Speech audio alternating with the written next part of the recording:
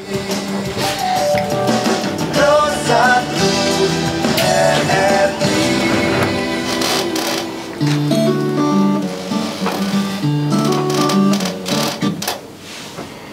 kami pancarluaskan dari Pangrango 34 Bogor, pendengar. Dan hari ini merupakan hari spesial karena Hari Bakti Radio ke-77.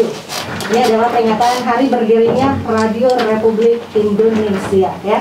Tentu banyak sekali perjalanan yang sudah kami lewati selama 77 tahun. Bagian dari sejarah juga dan bagian dari perkembangan kami. Nah, edisi spesial hari ini kita akan hadirkan bincang khusus di edisi Hari Radio ke-77 dengan tema kolaborasi untuk Indonesia Kuat. Saya tidak sendiri karena di studio ramai banget ya. Dan bahkan kita punya presenter spesial untuk memandu bincang pagi ini ya. Ada Bapak Atang Trisnanto nih, Ketua DPRD Kota Bogor. Selamat pagi, Assalamualaikum. Selamat pagi Mbak Marisa, Assalamualaikum para pendengar RI. Semoga semuanya sehat semua. Amin. Amin, amin, amin. Gimana nih Pak perasaannya duduk di kursi penyiar Pak? Pertama exciting, yang kedua deg-degan, yang ketiga ingin balas dendam. Kalau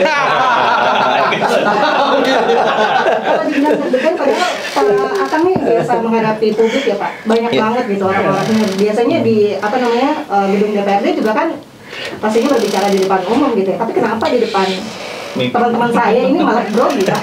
Groginya adalah ternyata jadi penyiar itu nggak gampang ya.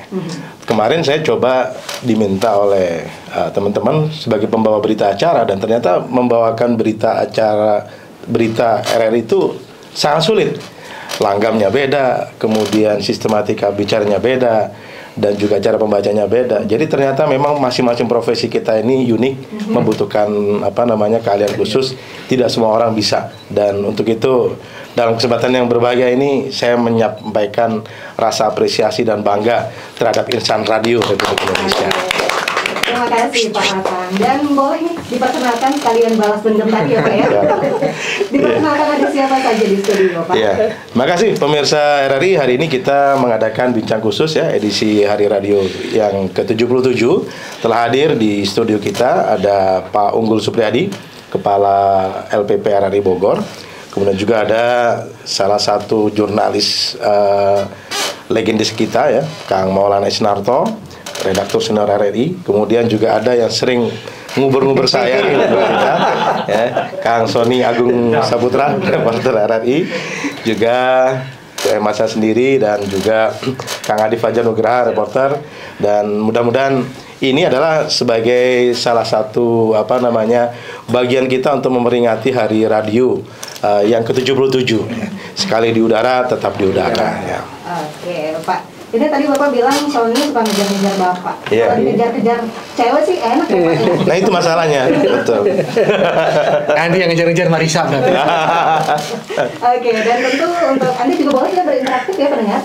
0815 kali 4200, silahkan juga untuk bisa menyampaikan ucapan Hari Bakti Radio ke-77 ya, dimana kami akan mengudara untuk bincang pagi ini sampai dengan jam 10 nanti. Baik, silakan deh Pak Atang nih, apa nih yang ingin ditanyakan atau disampaikan juga kepada teman-teman kita yang ada di studio?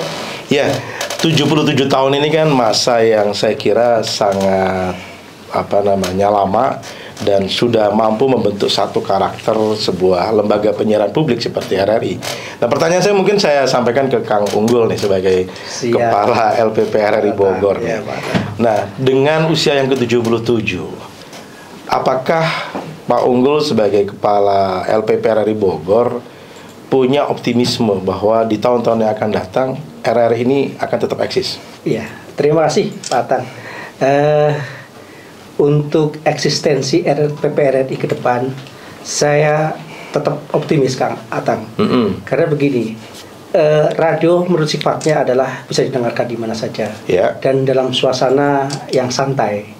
Santai bisa mendengarkan radio di pasar, di mobil, ya, dimanapun kita bisa mendengarkan radio Pak. Tidak secara khusus kita stay gitu kan, tapi sambil jalan pun kita bisa mendengarkan radio. Dan sekarang ini kita bermain di berbagai platform, Pak.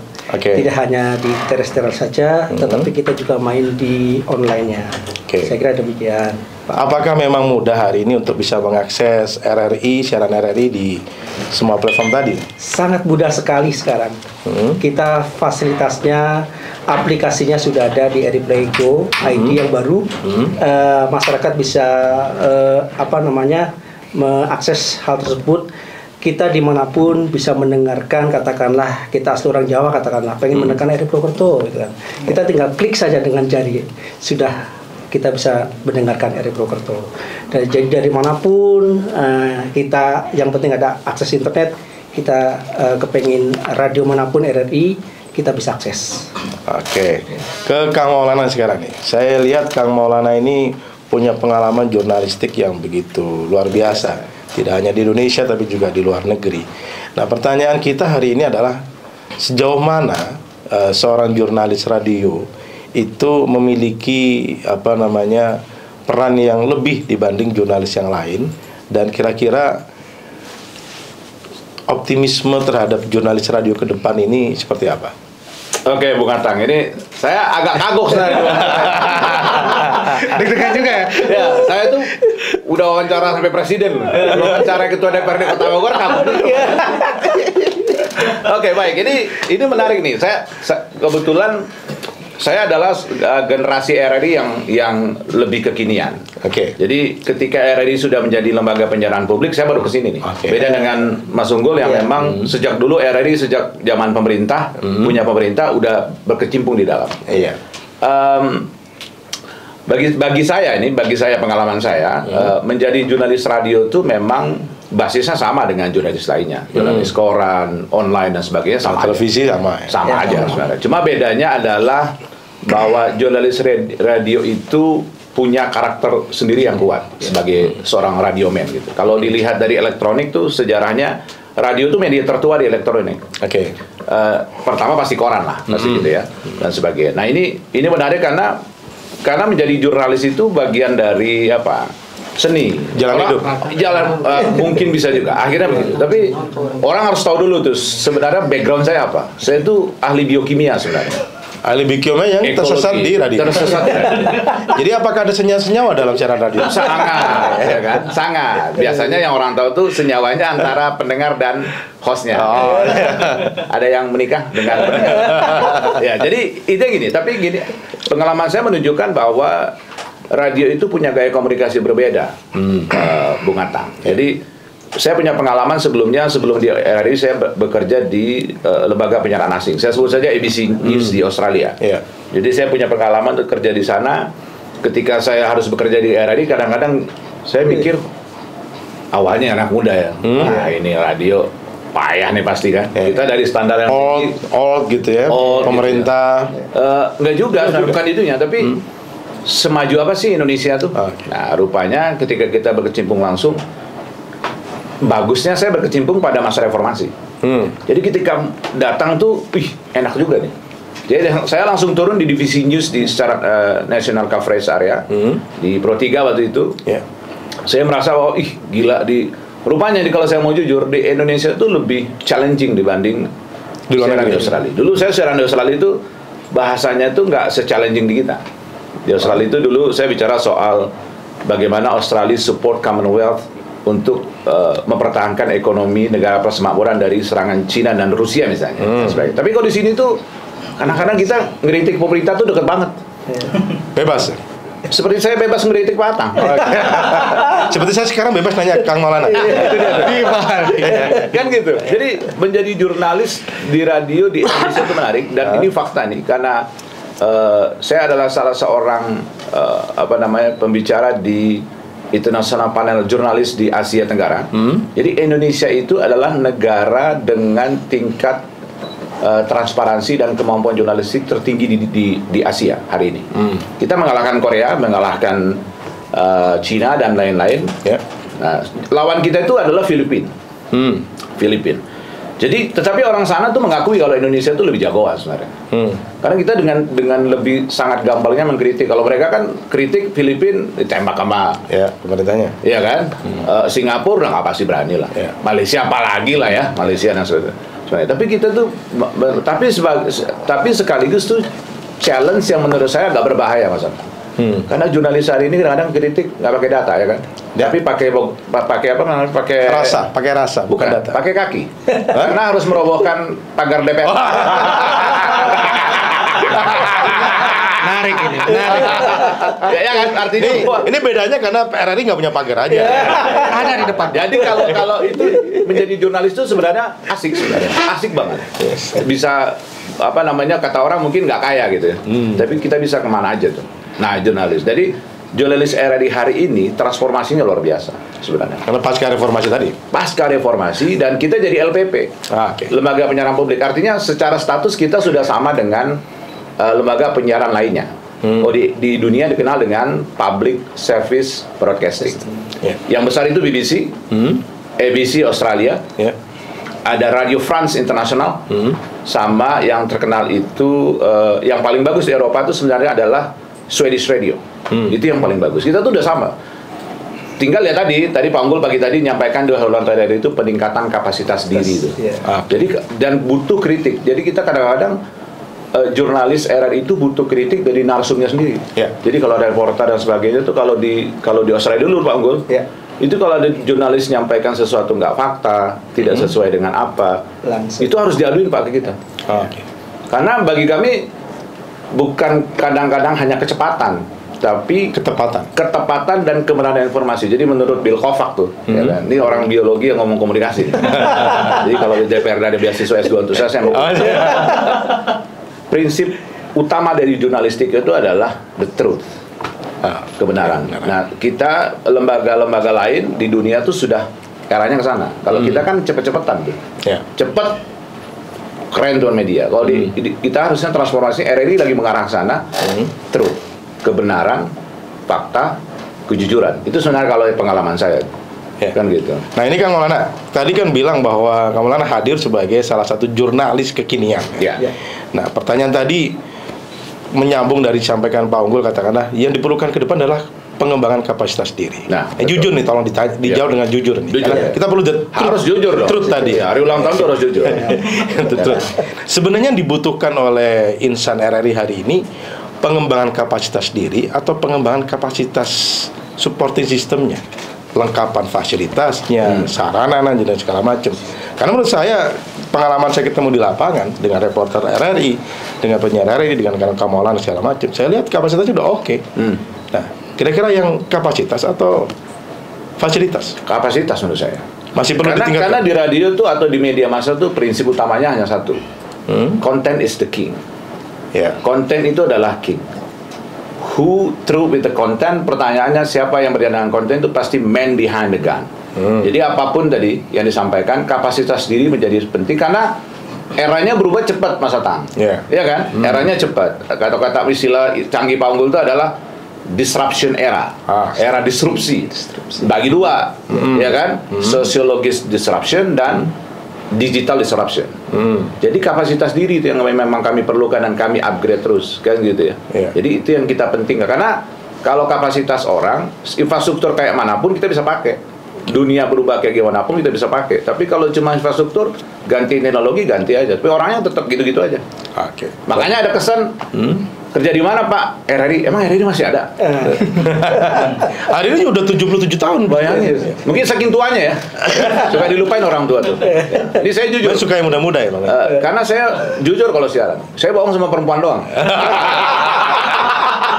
Jadi kembali ke Pak Unggul nih. Pak Unggul. Iya. Pak Unggul kan sebagai capstan di sini. Suka staff yang muda apa yang tua? Enaknya sih campuran. Jangan. Ini jangan dimanakan ke yang mana-mana kan. Kalau yang tua kan istilahnya punya pengalaman kan. Kalau yang muda-muda tadi punya inovasi. Itu bagian keahlian tuh. Ngelas tuh bagian keahlian. Biar beragam lah. Nah ini saya tanya kepada Sony ini yang muda apa yang tua nih terus? Bisa fleksibel Pak. Kalau lihat dari muka kelihatan tua gitu.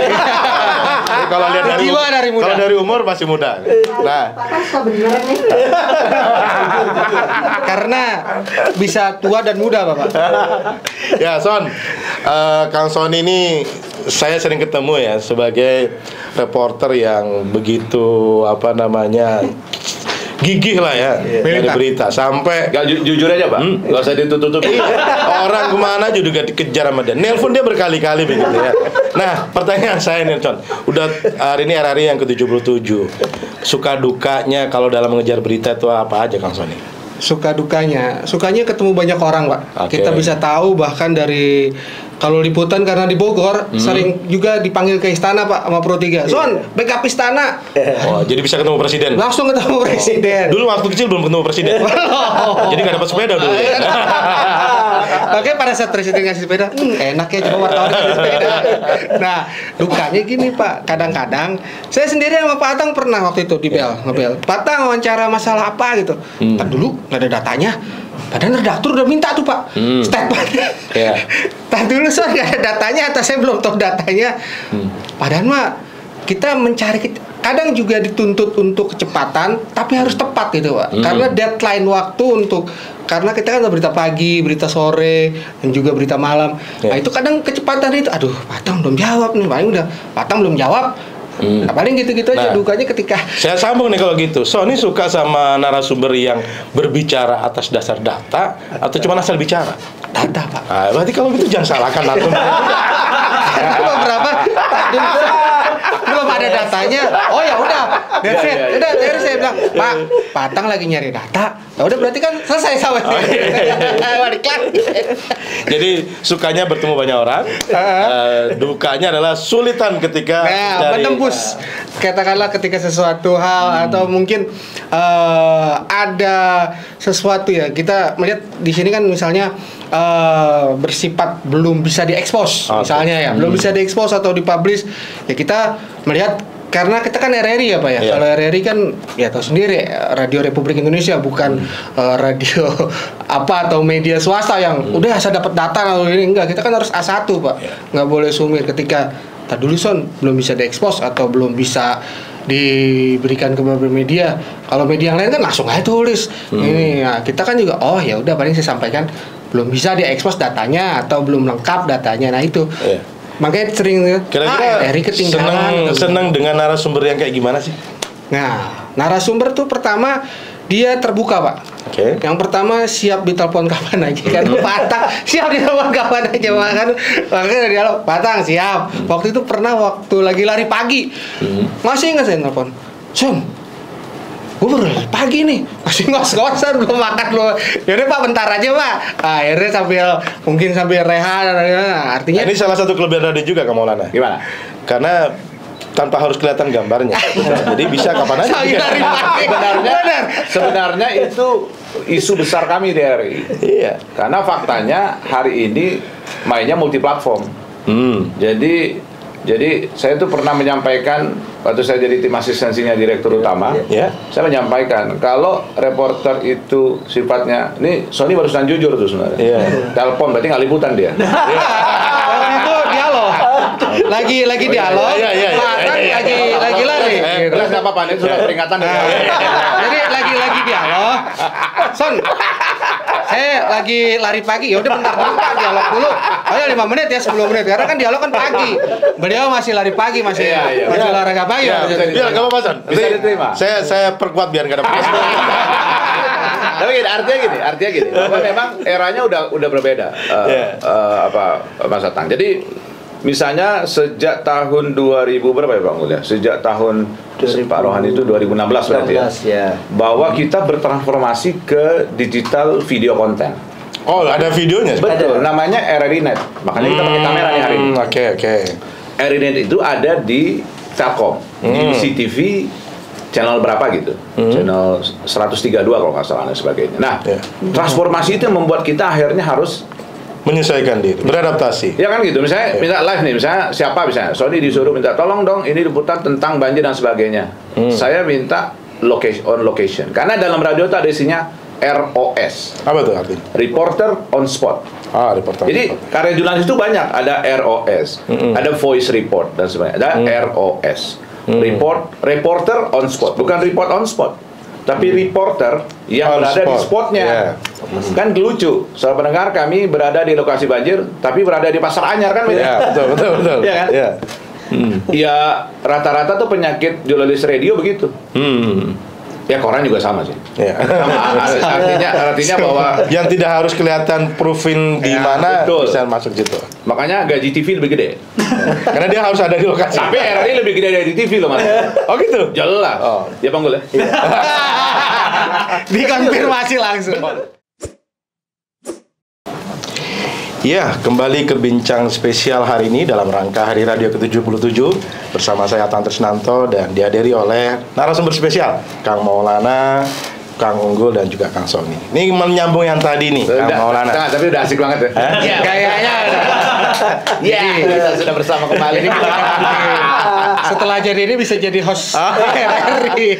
Dulu kalau saya tes IQ, sebenarnya salah satu rekomendasi dari psikolog itu adalah jadi penyiar radio. Benar. Cuman akhirnya tersesat jadi politisi. Makanya kata Tulus tadi hati-hati di jalan. Bro. Ya kalau masalah hati-hati di jalan itu betul. Apalagi kalau seandainya ternyata yang tadinya diharapkan berjodoh tidak berjodoh. Pengennya jadi penyiar radio ternyata jadi politisi. Nggak berjodoh. Makanya saya pilih lagu tadi. Hati-hati di jalan. Iya. Jadi hati-hati di DPRD. Iya. Kang Maulana, Siap. ini kan Kang Maulana ini punya pengalaman sebagai host, presenter yang narasumbernya mulai dari presiden sampai dengan level daerah begitu ya. Nah, kira-kira yang paling membuat berkesan itu ketika jadi host itu apa? Pertama itu jadi host itu eksisnya lebih cepat. Karena dia sering Karena muncul, dia populer. sering tampil. Kalau bagus. Kalau enggak, hancur juga cepat. Hancur cepat juga. Iya. Itu masalahnya. Yang kedua adalah memang kita akan bertemu dengan orang dengan banyak karakter. Jadi Mas Atam bilang, betul saya adalah salah seorang RRI yang memang mewawancari presiden mulai dari Megawati sampai Jokowi. Jadi sebenarnya pengalaman itu luar biasa untuk saya dan RRI sudah memberikan kesempatan untuk anak-anak muda seperti saya pada saat itu. Saya itu kalau nggak salah dulu senior saya bilang saya adalah presenter RRI termuda yang bisa wawancara presiden di usia 28 tahun. Wah, itu perasaannya gimana tuh, Dok? Deg-degan, grogi? Awalnya deg-degan tuh. Apalagi pada saat itu tuh yang paling saya agak bingung justru lawan Gus Dur. Agak bingung karena Mau nanya secara apa, portofolio agak nyeleneh karena orang ditanya. Iya. Yang paling enak Pak SBY. Oke. Karena karena tentara kali ya, yang gitu ya, mungkin tertib gitu kan gitu. Nah ini pengalaman-pengalaman ini kalau mungkin saya nggak jadi jurnalis RRI Pak, mungkin nggak dapat tuh Pak. Bayangkan nggak ada ahli biokimia wawancara presiden, nggak ada. Ya kan? Tapi saya dapat kesempatan itu dan menarik tuh untuk dengan karakter-karakter. Pak Habibie lain lagi tuh. Kalau Pak Habibie kita mau wawancara dia, seminggu sebelumnya kita harus ke rumah dia tiap hari. Itu Dia untuk ngobrol dulu. bahan untuk Nggak tahu entah bahan untuk saya apa untuk bahan dia gitu. Tapi saya selalu diajak ngobrol, dia akan cerita tentang apapun tentang hidupnya. Ini saya kasih tahu. Kalau Bu Mega seperti ibu lah pada umumnya gitu. Kadang-kadang Pak kita ditanya tuh, udah makan belum? Ibu tadi masak itu tuh. Iya. Kalau Bu Mega tuh gitu tuh Pak. Carry sebagai ibu ya. Betul. Kalau Gus Dur ya cerita, terus tiba-tiba tidur, kita cerita dia tidur tuh. Ya. Tapi kalaupun ditanya nanti bisa jawab Bisa lagi. jawab, Dok. hebatnya Iya. gitu tuh. Itu hebat. Saya tanya, Gus kok bisa nyambung? Aku tuh denger ujungmu aja. Ya, tak sambung aja kalau benar. Kalau enggak ya udah. Itu berarti IQ-nya tinggi. Gitu, benar. Iya. Jadi pernah pada saat itu cerita nih, saya waktu itu sama Wahyu Muryadi Pak. Iya. Jadi pada saat itu ditanya wartawan Kompas, Gus, menurut Gus yang bisa jadi presiden itu siapa? Kita mau wawancara sama dia tuh. Teleponnya ditaruh di sini. Terus dia ngobrol sama Heru Lolono. Iya. Ya, lu staf khusus presiden. Lu, siapa yang cocok jadi presiden selain aku? Ya pasti enggak ada, Gus. Sama paling cocok kan? Terus diangkat teleponnya. Nah, itu jawabannya kan? Cerdas. Jadi ada di mulut dia dong. Iya.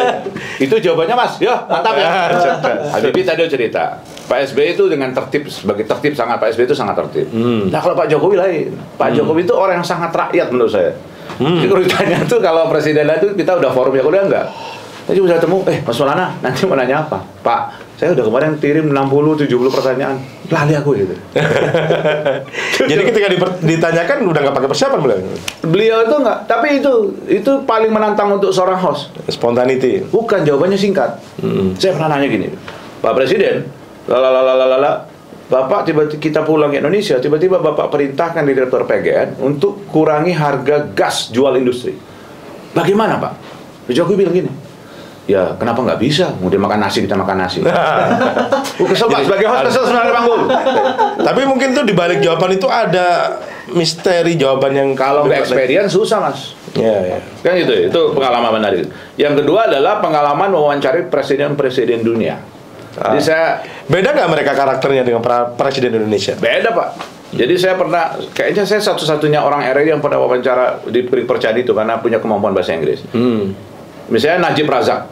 Oke. Malaysia. Pengalamannya beda Bang. Jadi kita kalau wawancara presiden asing itu 5 bulan sebelumnya udah harus kirim pertanyaan Pak. Approving, kirim pertanyaan. Sampai sana, bayangkan saya kirim 25 pertanyaan. Pas saya di kamar, dipanggil di kamar itu di Bali. Saya suruh cuma nanya, pertanyaan Anda 4 aja ya. You have 4 question to ask to Mr. President. Saya bilang, yes. Yes, I am, sir. Sebagai host harus gitu, Pak. Tapi pada saat dialognya, 25-nya saya tanyain. Karena bagi saya, kesempatan mungkin ngalaman 2 kali. Dan nggak bisa dipotong. Iya kan, pasti mereka nggak mau saya nanya soal TKI. Saya nggak mau nanya soal batas wilayah. Saya nggak boleh nanya soal, apa namanya, property right. Property right. Yang banyak diklaim gitu. Flight information region dan sebagainya. Semua saya tanyain. Dengan awal menanyakan kabarnya Cik Najib tuh orang Indonesia. Iyalah. Mak saya orang Makassar lah. Dari situ sebenarnya opening saya untuk bisa tanya orang lain. Nah itu. Kalau kemudian pernah wawancara dengan Kevin Rudd, Presiden Australia itu. Beda Pak. Jadi pertanyaan orang asing itu dia maunya detail Pak. Kalau kita ini kan banyak pengamat di Indonesia, tanya apa aja bisa. Kalau di luar negeri, pengalaman saya nggak ada tuh pengamat transportasi, nggak ada Pak. Adanya? Jadi the expertise of train and relation. Jadi dia khusus kereta api itu misalnya. Jadi kalau kita pengamat hukum semua ngamatin aja Pak. Nggak bisa misalnya hukum perdata pernikahan. Jarang Pak. Jadi kalau saya bisa aja mengklaim diri saya pengamat kereta api. Dulu saya di Jakarta, Pak Unggul lebih pengamat. Berapa puluh tahun naik kereta? Sampai sekarang beliau ini luar biasa nih. Rendah hati naik kereta api. Beliau lebih pengamat kan. Itu. Yang ketiga tuh, nah itu kan enaknya tuh populer. Kadang-kadang suka beririsan dengan yang nggak aman tuh. Pernah dipanggil MKD berapa kali itu. Mahkamah Kehormatan DPR ya kan? DPR kan. Karena pertanyaannya DPR mengarah mendiskreditkan DPR. Nah, padahal kan kita ada dalam jurnalistik namanya cover both side. Malah cover multi side. Tapi tetap aja dipanggil. Ya menghadapi yang gitu-gitulah. Tapi bagi saya senang-senang aja karena saya langsung namanya naik dong. Ya nggak? Populer dong. Tapi sudah berhadapan dengan hukum tuh ngeri-ngeri sedap memang. Jadi nggak ada orang nggak takut berhadapan dengan hukum tuh nggak ada. Betul. Karena memang di dunia nggak ada keadilan. Betul. Jadi kita, tapi saya belajar lobby itu di situ. Lobby MKD maksudnya. Kenapa? Saya kan jurnalis nih bos. Ya kan? Jadi kita gini. Jangan gitu lagi dong. Jadi kita kan nggak enak. DPR kehormatannya turun dan sebagainya. Oke bos. Tapi nanti selang 2 bulan buat lagi gitu. Karena nggak bisa, karena tadi di Indonesia tuh begitu. Nah kita kayak gitu. Itu apa pengalaman kita jadi seorang host khususnya di news. Kalau hiburan kayaknya jarang akan beririsan deh.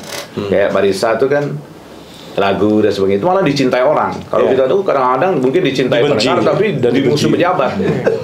Disomasi BTS mungkin. Di musuh pejabat juga, dicintai lama-lama dicintai juga sih. Ada beberapa kasus besar yang saya memang insight seperti kasus Century, kemudian Susno Duaji. Itu pengalaman banyak loh Pak Tang. Jadi membuat saya secara mental lebih kuat, kemudian secara berpikir lebih analitik dan sebagainya. Nah itu bagus untuk peningkatan kapasitas RI yang sejak lama diklaim atau distigmakan sebagai radio milik pemerintah ketika harus beralih ke lembaga penyiaran publik. Itu sebenarnya, itu pentingnya di situ. Ya. Nah ini kan yang namanya seorang jurnalis ya, itu bagaimana caranya bisa mengoptimalkan dapat informasi, dapat konfirmasi, dapat data dan segala macam. Nah ini misalkan kalau dalam diskusi, dialog RRI dan lain sebagainya, menghadapi narasumber yang susah bicara, nggak banyak ngomong, atau mungkin 1-2 kata, ini gimana tuh cara untuk memancingnya? Kata dulu di Australia saya diajarin 2 hal. Jadi seorang jurnalis harus menguasai ilmu intelijen. Intelijen untuk menguasai dunia bagi intelijen cuma 2. 1 ilmu pengetahuan dan informasi, yang kedua jaringan. Jadi saya menggunakan 2 itu. Kalau dia susah ditanya, saya akan cari lawan bicara yang buat dia akan bicara. Misalnya waktu itu Ibu Menteri Susi Pujastuti, waktu itu meninggal Menteri Kesehatan, waktu itu meninggal Menteri Kesehatan kalau nggak salah. Bu Susi ketawa-ketawa loh. Saya wawancara orang mau mati, dia ketawa-ketawa, mungkin karakter dia. Akhirnya saya undang Ibu Retno Marsudi waktu itu. Dia saya suruh nyanyi doang. Dia suruh nyanyi? Rupanya lagu itu lagu mereka bertiga kalau lagi istirahat di istana. Akhirnya nangis Pak. Jadi kadang-kadang nggak perlu ngomong. Yang kedua, jaringan tuh di mana-mana kan. Kita akan cari konfirmasi. Apa susah kasus-kasus seperti saya pernah wawancara Hamka Yamdu, kasus narapidana korupsi, langsung dari dalam penjara, di penjara KPK. Yang saya kerjain waktu itu adalah Made Pasek. Dia lagi ngunjungin Hamka Yamdu, saya ikut, Mas, teleponnya di situ. Poin siapa? Ngobrol tok. Padahal saya lagi on air. Itu cara-cara begitu cara. Kemudian kasus Bali, Gayus Tambunan. Waktu itu Gayus nonton tenis Commonwealth. Saya datang, orang Kompas bilang, itu Gayus bro katanya. Gimana caranya? Sama Abu Rizal Bakri masalahnya kan. Saya minta orang Kompas print. Terus saya tanya, Mas kok mirip ya? Itu nggak bisa ngelak. Jadi saya tanya, Anda Gayus Tambunan pasti bohong. Enggak, saya bukan. Tapi kok mirip ya Mas? Lari dia pasti. Jadi pertanyaan yang berbeda, jawabannya sebenarnya Jadi kita harus punya banyak cara untuk nanya. Kebanyakan host itu kalau udah ditanya jawaban kayak Pak Jokowi tadi berhenti, dia beralih. Jadi jangan cepat beralih terhadap sesuatu hal. Bagi jurnalis itu begitu. Dia harus agak kuris. Itu. Jadi misalnya bisa bersayap dulu ya pertanyaannya. Boleh. Seperti DPR lah, bersayap dulu Pak. Ya itu salah satu teknik juga untuk kemudian mengambil keputusan pas. Betul, rapat dulu nanti PKS bilang jadi kan terbuka kan. Ya kan misalnya nanti kan kemana dulu terus PKS bilang Bang kami menolak kenaikan harga.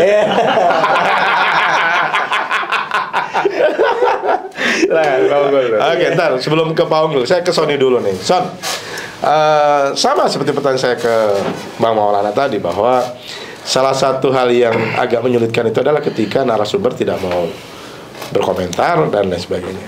Ini pendekatan-pendekatan apa yang Sony lakukan? Nah, nggak mau berkomentar ini apa dulu? Misalnya dia karena dalam banyak alasan, misalkan saya nggak bisa ngomong. Misalnya alasannya kayak tadi Pak Atang bilang, Son, saya lagi ngumpulin data. Oh berarti ya udah. Tapi ada orang yang no comment. Ditanya apa no comment, karena kan dalam kode etik jurnalistik harus menghargai no comment, atau memang dia tidak terbiasa untuk berbicara di depan umum. Nah, kalau ngadepin yang orang suka no comment itu kayak gimana? Nah, kalau no comment kita harus tahu dulu kenapa dia no comment gitu. Mungkinkah menyangkut hal-hal yang sensitif atau hal-hal yang berbau, misalnya kalau pemerintahan tuh anggaran, atau mungkin berbau kebijakan yang bisa merugikan atau seperti apa. Nah, kita harus tahu dulu dalam itu permasalahan. Oh, dia no comment tuh karena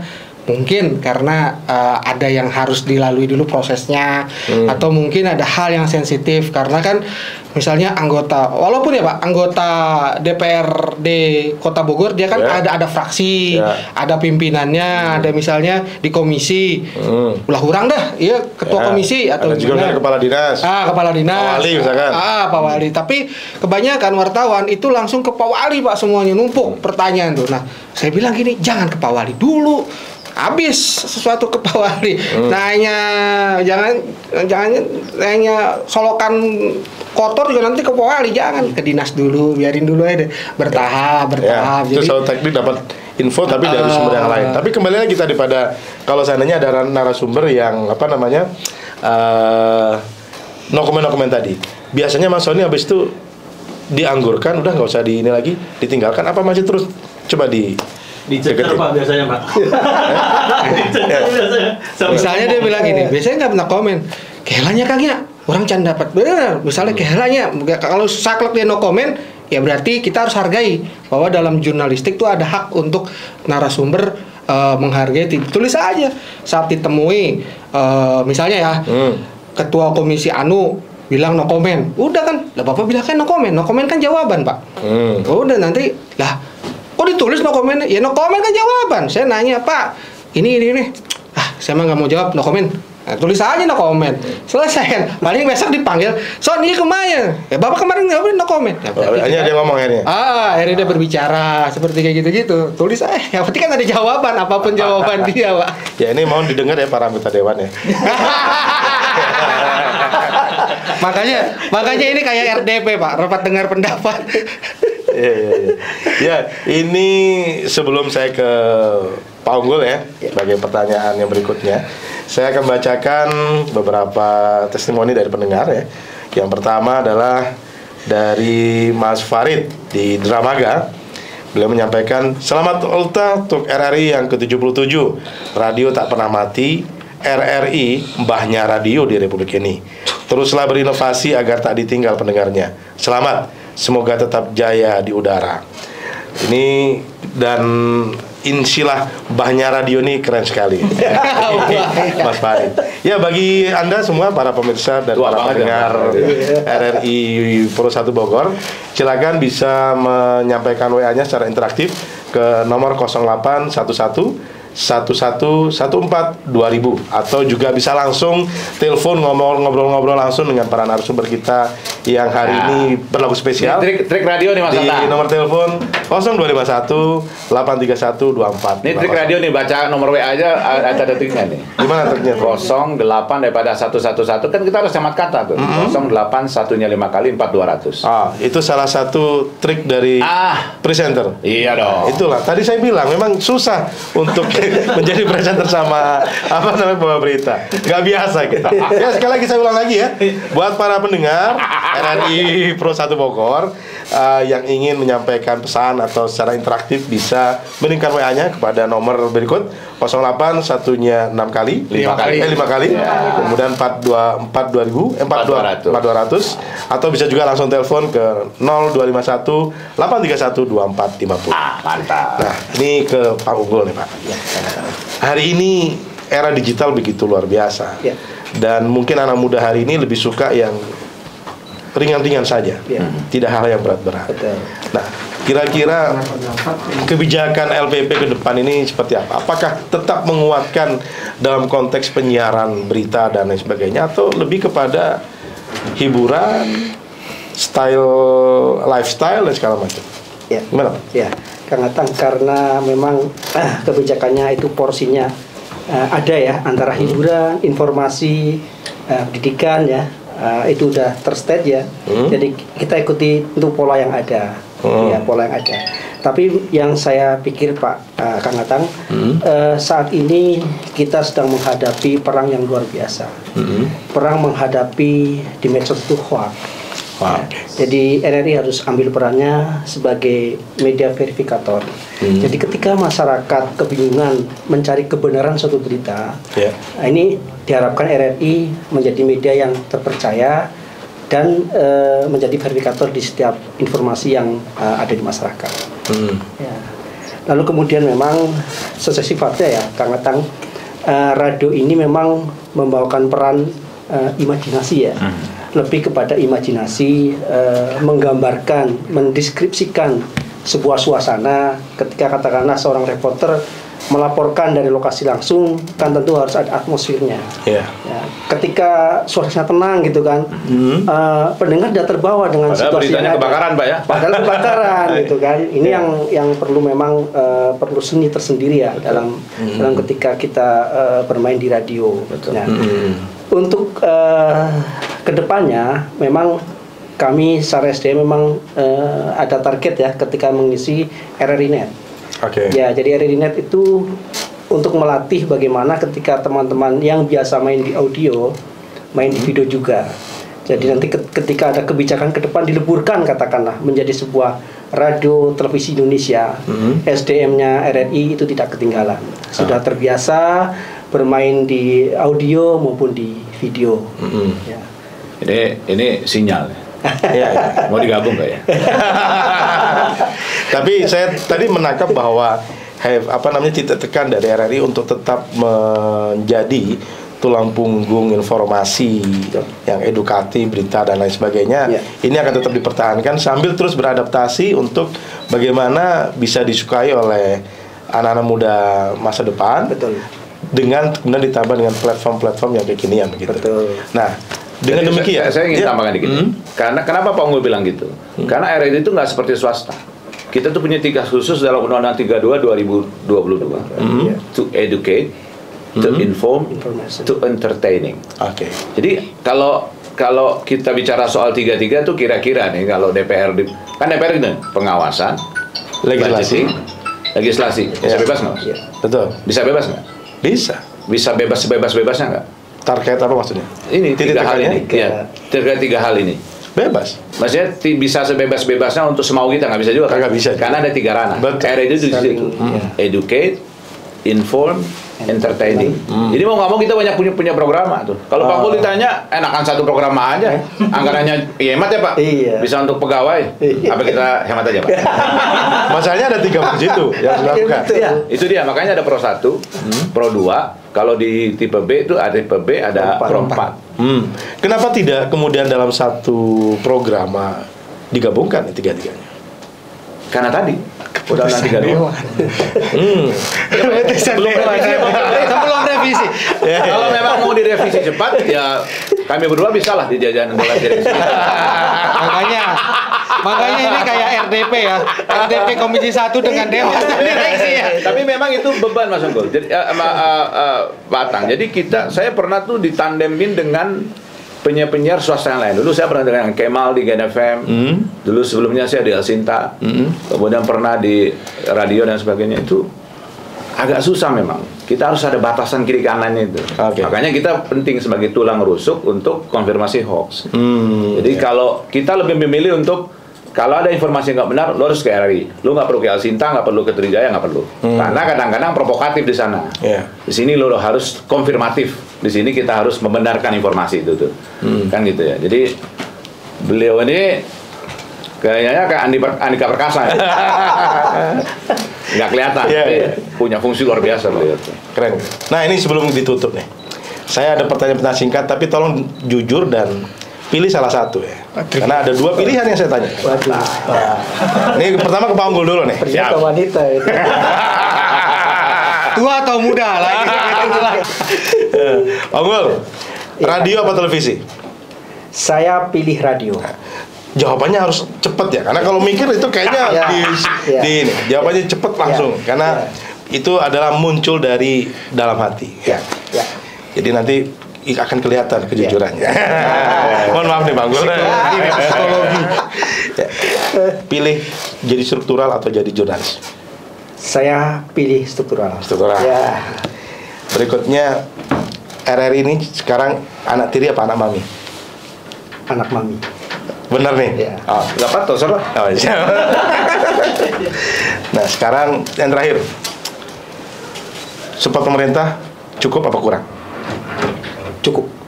Oke, terima kasih Pak. Beliau struktural soalnya. Ada kaidah. Jebakan Batman. Cuma Kalau orang struktural harus gitu. hati-hati.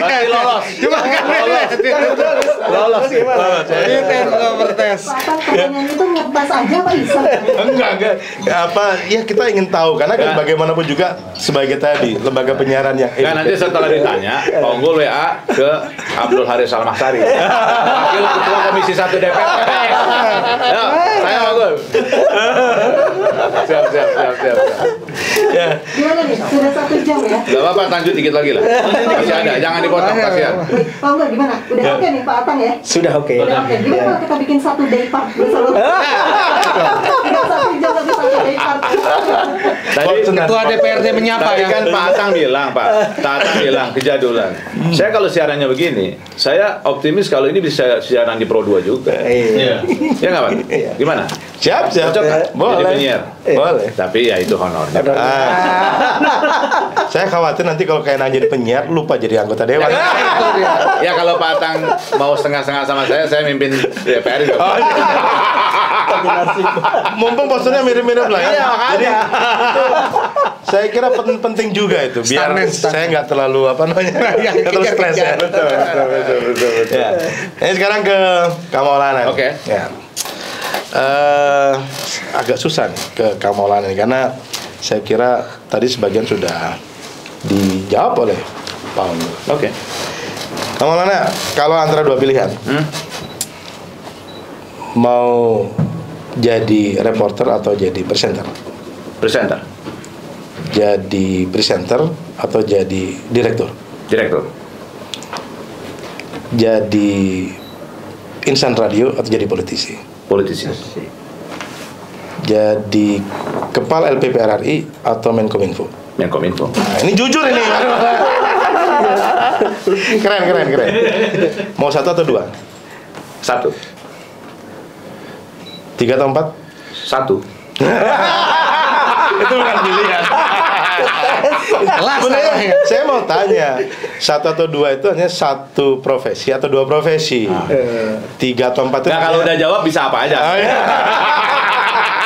Hati saya. Soalnya yang nanya politisi. Ya, mungkin karena waktu juga cukup, sudah betul, cukup. Saya nanti kalau sama Sony di luar aja ya. Saya kira kalau Sony perlu dites lagi kejujurannya. Sebelum kita tutup, mungkin penutup lah dari Pak Unggul, kira-kira harapan ke depan untuk RRI. Ya, hari ini genap 77 tahun Radio Republik Indonesia. Tentu kita harus tetap berbenah. Kira-kira masyarakat ini perlu apa? Ya. Manfaat apa yang perlu kita sampaikan kepada masyarakat? Jangan sampai program-program yang kita buat gak ada manfaatnya. Ya, jadi betul. ya kita harus bercermin diri lah, bercermin diri agar tentu buat kemajuan RRI ke depannya. Saya kira demikian Kang Atang. Ya. Terima kasih Pak Unggul. Kang Maulana, harapan Kang Maulana sebagai insan RRI, apa yang diharapkan dari pemerintah untuk RRI? Pemerintah itu harus punya frekuensi yang sama dengan RRI sebagai lembaga penyiaran publik. Jadi kalau ada trias politika, DPR, eksekutif, legislatif, dan yudikatif, harusnya RRI masuk satu di antaranya, karena dia akan menjadi watchdog untuk ketiganya. Jadi pemerintah harus support kita penuh sebenarnya. Soal bentuknya mau jadi apa tuh terserah. Tapi hari ini nama kita sebagai public service radio, ya public itu ya state is country is government. So government support fully kita yang representasi dari public. Bagi saya pemerintah bersama RRI itu pasti bisa melakukan sesuatu yang besar lah. Kita udah belajar dari Inggris, BBC-nya membuat Inggris sangat besar. Radio France International bikin Prancisnya gede banget. Terus ABC bikin Australia terkenal. RRI pasti dikasih yang sama. So nggak ada alasan nggak dukung kita sebenarnya. Ya, apalagi menjelang 100 tahun kemerdekaan. Kirain menjelang 2024 bukan? 2024 adalah batu bata menyudut 100 tahun. Doakan nanti saya jadi presiden RRI Pak. Yang dekat aja lah. Ya. Jadi saya dengar lah. Pesannya kamu lalu dengar lagi. Kang Sony, 77 tahun RRI, Anda sebagai keluarga besar RRI yang diharapkan dukungan RRI terhadap para pegawainya, para keluarga besarnya apa? Sebenarnya sih keluarga besar RRI Bogor itu sudah seperti keluarga sendiri, Pak. Artinya kenyamanan dalam bekerja, lalu kekompakan harus tetap terjaga, Pak. Pengen nambah gaji nggak? Itu baru turun gaji. Saya jadi bingung itu jawab. Jujur aja. Kalau pengen nambah gaji sih pengen, Pak, di mana-mana. Cuman karena sudah ada hadirnya jadi bingung kayaknya.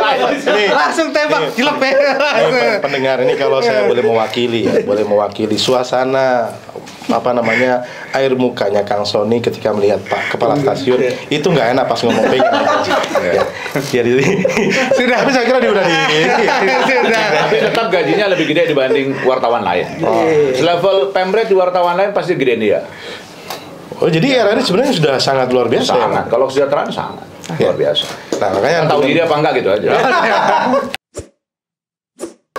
Baik, terima kasih banyak nih Pak Unggul yang sudah berkenan untuk bisa menjadi narasumber spesial pada pagi hari ini, juga Bang Maulana Sama-sama. yang biasanya jadi presenter hari ini menjadi narasumber. Makanya. Juga juga Kang Sony Agus Saputra yang biasanya reporter di lapangan hari ini jadi narasumber, dan bersama saya Atan Trisnanto, Ketua DPRD Kota Bogor, yang hari ini didaulat dan diminta untuk menjadi salah satu host bersama Mbak Marisa, dan mudah-mudahan nanti saya ada waktu lagi dengan Mbak Marisa bisa bareng ya. Tinggal kontak aja. Jadi terima kasih semuanya pemirsa Bincang Pagi hari ini. Mudah-mudahan dialog kita yang tadi disampaikan meskipun secara santai tapi setidaknya memiliki satu frekuensi bahwa kita berharap RRI terus berada di tengah rakyat Indonesia, selalu ada di udara, karena sekali lagi seperti tagline-nya, sekali di udara tetap di udara. Untuk itu sebagai penutup saya menyampaikan selamat Hari Radio yang ke-77, selamat ulang tahun RRI yang ke-77, sekali di udara tetap di udara, jaya selalu. Terima kasih. Ditutup. Assalamualaikum warahmatullahi wabarakatuh. Waalaikumsalam.